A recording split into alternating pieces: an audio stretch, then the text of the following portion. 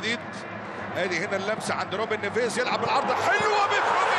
متروفيتش المترو، السفاح الصربي يحضر بالهدف الاول في ظهوره الاول برأسيته المعتاده. المترو وصل يا رجاله، المترو وصل يا رجاله. السفاح الصربي يسجل الهدف الاول للهلال بعرضيه رائعه من نيفيز.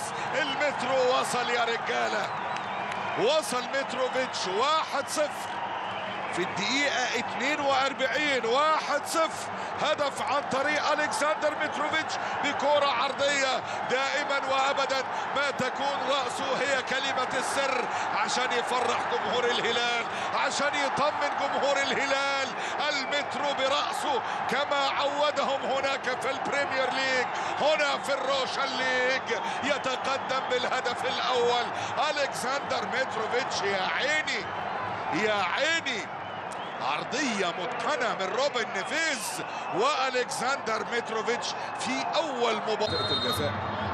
لكن على الجانب الأيسر سالم ومورييرا، مورييرا وسالم بيتقدم. سالم يسجل الثاني، سالم يسجل الثاني، سالم ويروح يحتفل مع الجماهير الهلالية.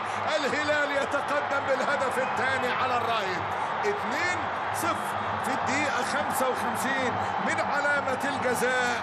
سالم الدوسري يضيف الهدف الثاني عشان تبقى 2 الهلال لا شيء الرايت. 2-0 ورايح يحتفل مع الجماهير الهلالية هنا في أرضية الملعب. 2-0 يركن الكرة في نص المرمى، يروح كده للزاوية اليمنى حارس المرمى مورييرا، ولكن ينجح سالم في خطف الهدف الثاني. 2 الهلال لا شيء. الرائد مقدم مباراة هجومية ممتازة، ولكن على المستوى الدفاعي هو الآخر. الدفاع الريداوي ليس في أفضل حاله، ولكن ينجح هنا سالم في تسجيل. مر مالكم وسع لنفسه مالكم، وهنا التسديدة والهدف الثالث. الهدف الثالث مكتوبة لك يا سالم، مكتوبة لك يا سالم. الحكم بيدي إتاحة فرصة وسالم يسجل الهدف الثالث في الدقيقة 69. سالم الدوسري يضيف الهدف الثالث. 3-0 لمصلحة الهلال. يا سلام يا سلام، قلت لك في أغسطس المواجهة الوحيدة 5-0، وهنا في أغسطس ثاني مواجهة 3-0. سلامات لمالكم.